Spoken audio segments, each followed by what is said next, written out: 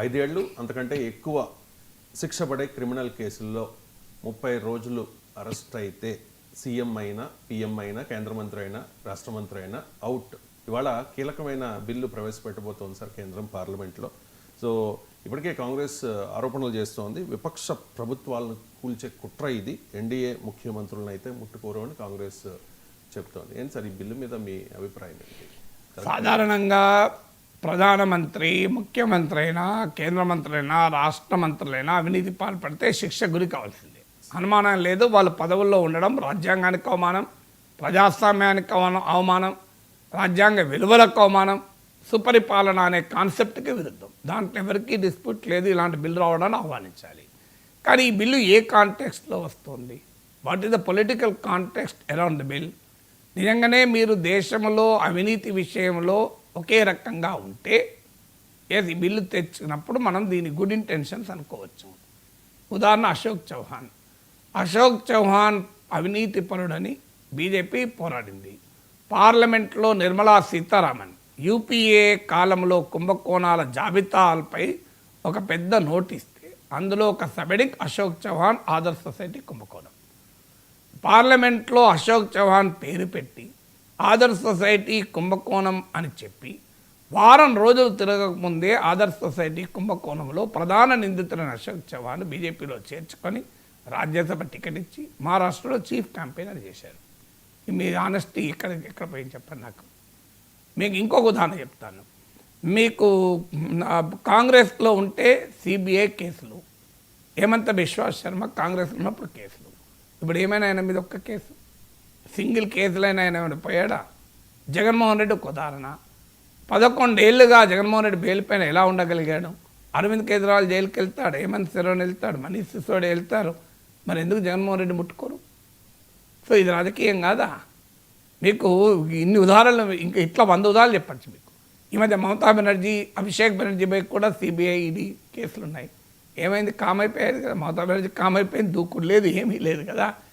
అసలు ఎక్కడ ఒకప్పుడు నేనే ప్రైమ్ మినిస్టర్ క్యాండిడేట్, నేనే మోడీకి ప్రత్యర్థి, ఇండియాకు కూడా నాయకత్వం నాకే అని చెప్పి గతంలో వైస్ ప్రెసిడెంట్ ఎలక్షన్లో తమ అభ్యర్థినే ప్రెసిడెంట్ ఎలక్షన్, వైస్ ప్రెసిడెంట్ ఎలక్షన్లో పెడతామని ముందుకు వచ్చిన పార్టీ కదా.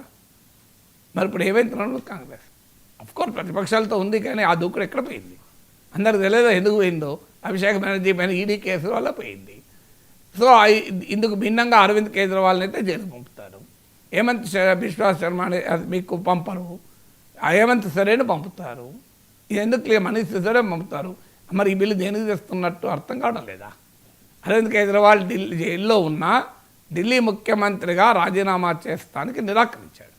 ఎందుకంటే రాజీనామా చేయడం ద్వారా నేను ఈ అరెస్టును సమర్థించిన వాడిని అవుతాను అన్న ఒక పొలిటికల్ ప్రిన్సిపల్ తీసుకొని ఆయన జైల్లో ఉన్న ముఖ్యమంత్రిగానే ఉన్నాడు.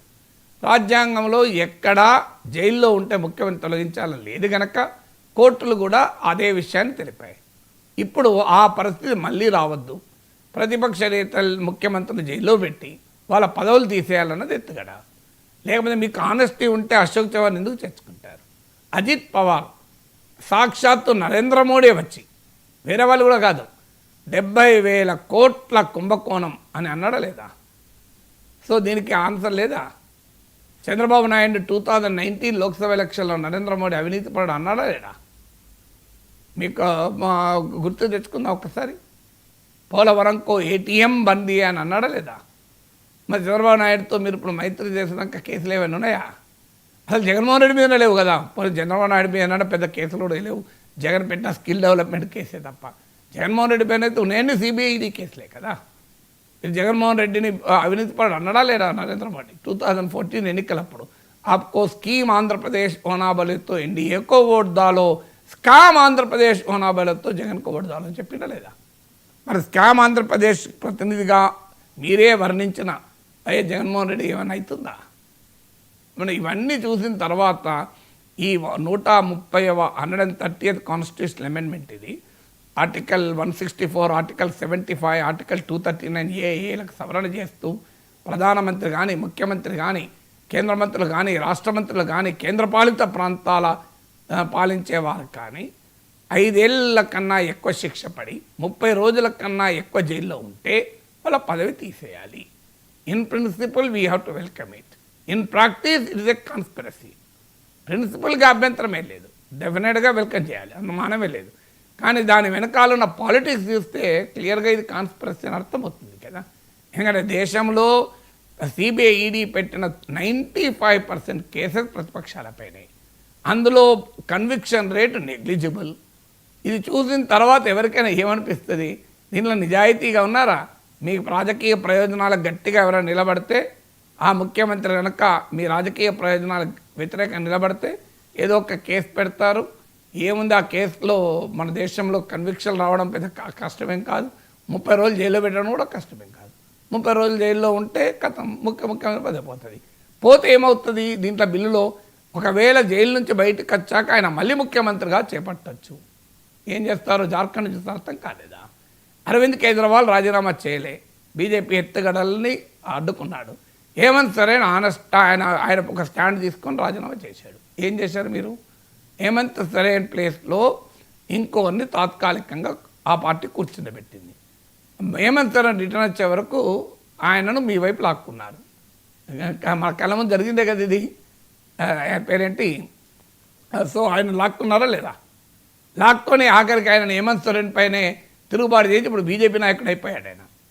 అంటే హేమంత్ సోరెన్ బయట ఉన్నప్పుడు సింబాలిక్గా జార్ఖండ్ ముక్తి మోర్చా ఒక నాయకుడిని సీఎం పోస్ట్లో కూర్చుండబెడితే ఆయన తిరిగొచ్చే లోపల ఆయన మీ వైపు లాక్కున్నారు కదా. అంటే ఇప్పుడు కూడా అదే చేస్తారు కదా క్లియర్గా. సో ముఖ్యమంత్రిగా ప్రతిపక్ష నేతలు ఉంటే వాళ్ళని లోపలేసి వాళ్ళ పదవులు ఊడగొట్టి వాళ్ళ ప్లేస్లో ఆ పార్టీ ఒకరిని పెడితే ఆయనకు మద్దతు ఇచ్చి మళ్ళీ ముఖ్యమంత్రి రిటర్న్ వచ్చిన తర్వాత ఆయన్నే తిరుగుబాటు చేసేలా. ఇది ఎత్తుగడ జార్ఖండ్లో కనిపించింది కదా ఆపరేషన్ జార్ఖండ్. చంపాయి సోరెన్ అనుకుంటా, చంపాయి సోరెన్ జేఎంఎం క్యాండిడేట్గా ముఖ్యమంత్రి సీట్లో కూర్చొని పెడితే ఆయన ఇప్పుడు ఎక్కడున్నాడు? వేరే చంపాయి సోరెన్ ఒక గూలో కొట్టని తెలుస్తుంది మీరు. ఇది బీజేపీ నావు. సో జార్ఖండ్లో ఏం జరిగింది అదే జరుగుతుంది కదా రాష్ట్రం అంతా. సో అందువల్ల this is an clear indication, తమకు నచ్చని వ్యక్తులు పదవుల్లో ఉండకూడదు. మీకు తమిళనాడులో ఏఐఏడిఎంకే లెజిస్లేచర్ పార్టీ నాయకురాలుగా శశికళ ఎన్నికైతే మహారాష్ట్ర గవర్నర్ అసలు వారం రోజుల దాకా తమిళనాడు రాలే. ఎందుకంటే ఈ ఎక్కడ ప్రమాణ స్వీకారం చేయాల్సి వస్తాను. ఈ లోపల వారం రోజుల్లో కోర్టు తీర్పు వచ్చింది, ఆమె జైలుకి వెళ్ళింది, ఆమె ముఖ్యమంత్రిగా అనర్హత అయ్యారు.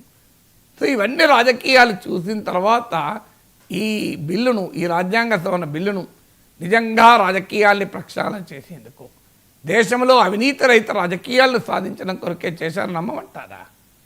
మీకు అందుకే అన్నాను, in principle I welcome the bill, in practice is a political conspiracy. చిన్న బ్రేక్ తీసుకుందాం సార్.